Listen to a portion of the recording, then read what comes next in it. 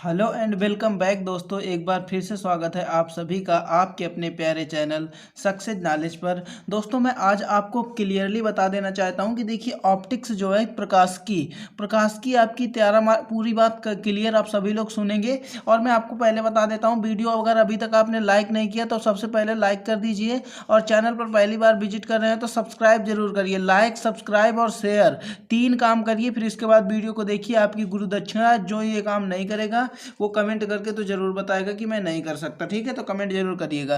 देखिए सबसे पहले बात कर लेते हैं हम लोग प्रकाशिकी की, क्योंकि आप लोग सभी को पता है प्रकाशिकी आपकी 13 मार्क में आनी है।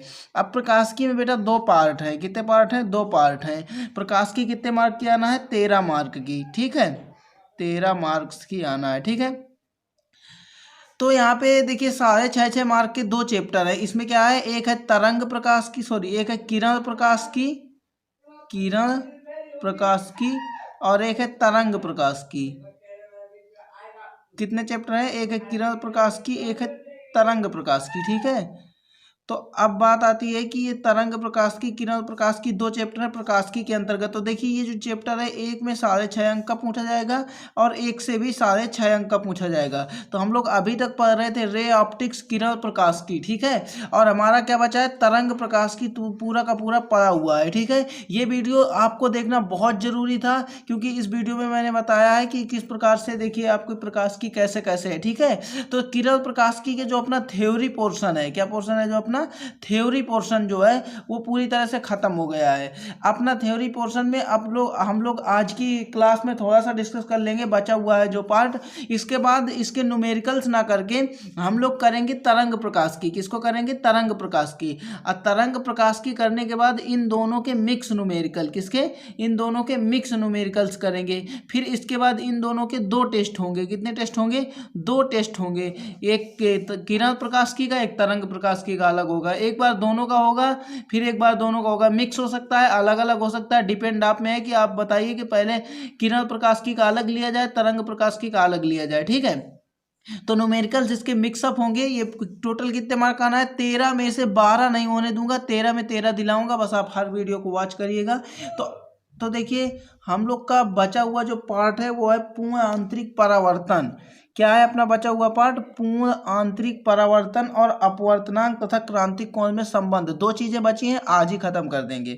पूर्ण आंतरिक परावर्तन। तो सबसे पहली बात ये बताइए मुझे कि आपको परावर्तन की डेफिनेशन आती है? प्रकाश का परावर्तन क्या होता है? देखिए आपका जो सिलेबस है उससे प्रकाश का परावर्तन और प्रकाश का अपवर्तन इनको तो हटा दिया गया है। इसके बाद हटा दिया गया है आपका सूर्य का लाल दिखाई देना और सूर्य का पीला दिखाई देना, इस प्रकार का काला दिखाई देना, जो भी होता है वो आपका हटा दिया गया है। उसको आपको नहीं पढ़ना, और आपको ये नहीं पढ़ना क्या नहीं, प्रकाश का परावर्तन और अपवर्तन नहीं पढ़ना। लेकिन बात ये आ जाती है दोस्तों कि अगर आप ये नहीं पढ़ेंगे, उसे हम लोग बोलते हैं प्रकाश का प्रकीर्णन। ठीक है, तो आपको प्रकाश का प्रकीर्णन नहीं पढ़ना, इसके बाद आपको ये अपवर्तन परावर्तन नहीं पढ़ना, लाल नीला दिखाई देना ये पढ़ना ये नहीं। लेकिन अगर आप अपवर्तन नहीं पढ़ोगे तो इसके डेरिवेशंस जो मैंने पीछे बताया वो नहीं कर पाओगे। अगर परावर्तन नहीं पढ़ोगे तो ये परावर्तन से ये नहीं कर पाओगे। मीन्स ऐसी चीजें हटाई गई हैं जिनको आपको पढ़ना ही पड़ेगा, परावर्तन। ठीक है, तो पूर्ण आंतरिक परावर्तन अगर आप कर लेते हैं तो आपको अपवर्तनांक तथा क्रांतिक कोण में संबंध कर पाएंगे बहुत ही आसानी से। ठीक, तो पूर्ण आंतरिक परावर्तन देखिए सबसे पहली बात मैं बता देता हूँ, परावर्तन, प्रकाश का परावर्तन की जो डेफिनेशन, क्योंकि इसमें भी परावर्तन शब्द लगा है, तो सबसे पहले हम जाएंगे प्रकाश के परावर्तन में। प्रकाश के परावर्तन में क्या था दोस्तों कि प्रकाश अगर हम किसी चिकने या पॉलिशदार, ये कोई चिकना पॉलिशदार तल है, इस कोई चिकने या पॉलिशदार तल पर जैसे ही हम प्रकाश को फोकसित करते थे तो हमारा प्रकाश क्या होता था? पूरा वापस आ जाता था। क्या होता था? पूरा वापस आ जाता था। इस घटना को, वापस लौटने की घटना को हम क्या बोलते थे? प्रकाश का परावर्तन बोलते थे।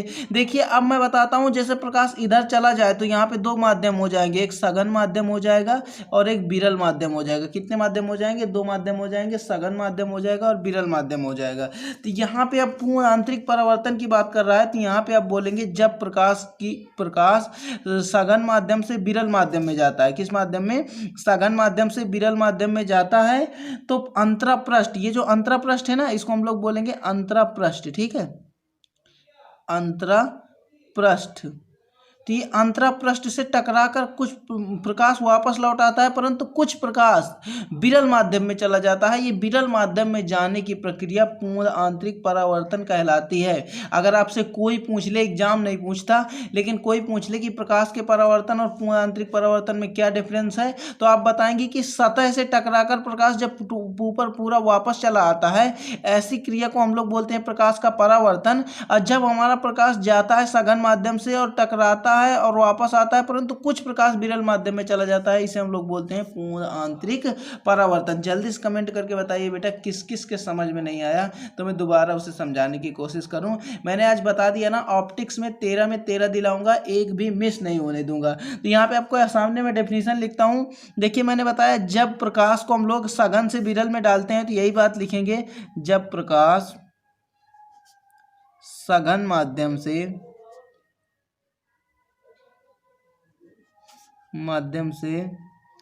विरल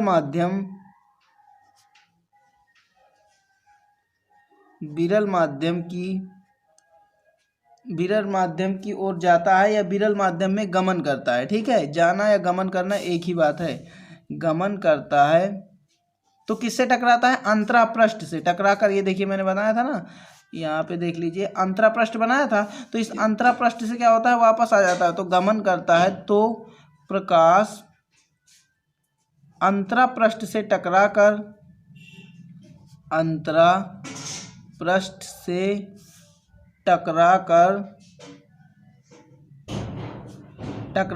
वापस लौट आता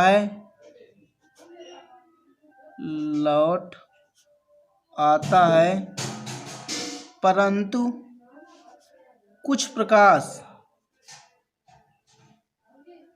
प्रकाश विरल माध्यम में प्रवेश कर जाता है। ठीक है, विरल माध्यम में प्रवेश कर जाता है। यही घटना पूर्ण आंतरिक परावर्तन कहलाती है। पूर्ण आंतरिक परावर्तन कहलाती है। तो आई होप दोस्तों आपके समझ में आया होगा कि क्या है पूर्ण आंतरिक परावर्तन। देखिए मैंने बताया था आपको प्रकाश का परावर्तन, प्रकाश के परावर्तन में लास्ट यही बचा हुआ था अपना, मैंने छोड़ दिया था इसे। मैंने प्रकाश के परावर्तन में बताया था ये अपना होता है अंतरा पृष्ठ, इसे बीच के पृष्ठ को क्या बोलते हैं? अंतरा पृष्ठ। ठीक है, अब इसके बाद जैसे यहाँ से हम कोई प्रकाश की किरण डालेंगे तो इसमें दो माध्यम हो जाएंगे, एक माध्यम हो जाएगा सघन माध्यम जैसा कि आप जानते हैं, और दूसरा हो जाएगा विरल माध्यम। तो हम लोगों ने पढ़ा था प्रकाश के परावर्तन में, इसमें भी परावर्तन शब्द चूंकि जुड़ा हुआ है, तो हमने पढ़ा था कि जब हम लोग प्रकाश की किरण को डालते हैं किसी चिकने या पालिशदार तल पर तो उससे टकराकर प्रकाश पुनः वापस लौट आता है, इस क्रिया को प्रकाश का परावर्तन कहते हैं। परंतु यहाँ सीन ये है कि जब हम किसी सघन माध्यम से प्रकाश को अंतरा पृष्ठ पर डालते हैं तो कुछ प्रकाश विरल माध्यम में प्रवेश कर जाता है परंतु कुछ वापस लौट जाता है, इस क्रिया को हम लोग पूर्ण आंतरिक परावर्तन कहते हैं। तो आई होप दोस्तों आप सभी के समझ में आ गया होगा। स्क्रीनशॉट ले लीजिए, मैं इसे आगे कर देता हूं। ठीक है, इसके बाद हम लोग बात कर लेंगे आपसे अपवर्तनांक तथा क्रांतिक कोण में संबंध। जल्दी से कमेंट करके बताइए हाई स्कूल में था, किस किस बच्चे को पता है अपवर्तनांक तथा क्रांतिक कोण में संबंध? अपवर्तनांक तथा क्रांतिक कोण में संबंध, क्रांतिक कोण में संबंध। कमेंट करिए, जल्दी से कमेंट करिए किस किस को पता है अपवर्तनांक तथा क्रांतिक कोण में संबंध। प्रकाश का अपवर्तनांक तथा क्रांतिक कोण में संबंध। देखिए इसको हम लोग प्रूव नहीं करेंगे, मोस्ट इंपॉर्टेंट है, इसे आप लोग लर्न कर लेंगे। आई होप से मैं आपसे उम्मीद करूंगा क्योंकि ये मोस्ट इंपॉर्टेंट है। देखिए n इक्वल टू एन, आप जानते हैं ये n क्या होता है? अपवर्तनांक, और क्रांतिक कोण होता है c। तो n बराबर आपने एक रिलेशन पढ़ा होगा, n बराबर 1/sin c। ये बहुत पूछा जाता है बेटा, बहुत पूछा जाता है एग्जाम में, 1 मार्क का बहुत ही पूछा जाता है। कभी कभी इसका सवाल पूछ लिया जाता है, बोला जाता है यदि किसी प्रकाश का क्रांतिक कोण 45 अंश है तो प्रकाश का अपवर्तनांक, ऐसा पूछ लिया जाता है। यदि प्रकाश का क्रांतिक कोण 45 अंश है तो प्रकाश का अपवर्तनांक यानी कि n क्या होगा, ये आपसे पूछ लिया जाता है। तो आप n बराबर यहाँ लगाते हैं, n बराबर 1/sin c। तो यहाँ पे c की वैल्यू रखेंगे 45 अंश, तो 1/sin 45। अब ये 45 अंश की वैल्यू रखेंगे 1/√2, तो ये हो जाएगा 1/√2। तो ये √2 ऊपर पहुँच जाएगा, तो ये आ जाएगा √2। तो n बराबर क्या निकल के आ गया, √2। बहुत बच्चों, अगर आप किसी भी सवाल में अटक गए हो या फिर आपसे सॉल्व नहीं हो पा रहा, तो बस आपको डाउटनट ऐप को खोलना है और क्लिक करना है अपने सवाल को, और बस क्रॉप करके भेज देना है। 5 सेकंड के अंदर आपका वीडियो सॉल्यूशन आ जाएगा। चाहे फिर वो आपका सवाल होमवर्क का हो, CBSE बोर्ड का हो, यूपी बोर्ड का हो, महाराष्ट्र बोर्ड का हो, यानी किसी भी बोर्ड का हो, या IIT JEE मेन एडवांस का हो, या 6 से लेकर 12th तक का हो।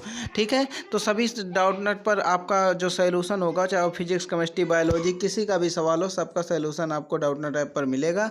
और 9th से 12th तक की यहाँ पर आपको लाइव क्लासेस भी देखने को मिल जाएंगी। तो दोस्तों आज ही जाइए और डिस्क्रिप्शन बॉक्स में लिंक दिया गया है डाउटनट ऐप को। क्रांतिक कोण, इसकी भी आपको क्या लिखनी है, डेफिनेशन लिखनी है। अब आइए क्रांतिक कोण की डेफिनेशन क्या होती है वो बता देता हूँ, बस ये टॉपिक अपना क्या हो जाएगा, फिनिश हो जाएगा। फिर हम लोग कल से पढ़ेंगे तरंग प्रकाश की। तो देखिए, ये होता है क्रांतिक कोण, ये होता है सघन माध्यम जिसके लिए अपवर्तन कोण n का मान 90 अंश है, उसके लिए आपतन कोण क्रांतिक कोण कहलाता है। इसे c से प्रदर्शित करते हैं। ये डेफिनेशन जब तक मैं आपको समझाऊंगा नहीं, तो देखिए ऐसे यूट्यूब पर बहुत सारे चैनल मिल जाएंगे जो आपको करवा देते हैं, बट मैं आपको समझा देता हूँ। ठीक है, देखिए मैंने क्या बताया आपको, एक आपके पास सघन माध्यम होता है और एक विरल माध्यम होता है।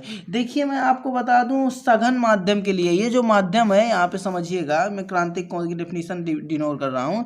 ये जो सघन माध्यम है, दो माध्यम होते हैं। सघन माध्यम के लिए हमेशा अपवर्तनांक जो लिया जाता है वो लिया जाता है 90 डिग्री। कितना लिया जाता है, 90 डिग्री।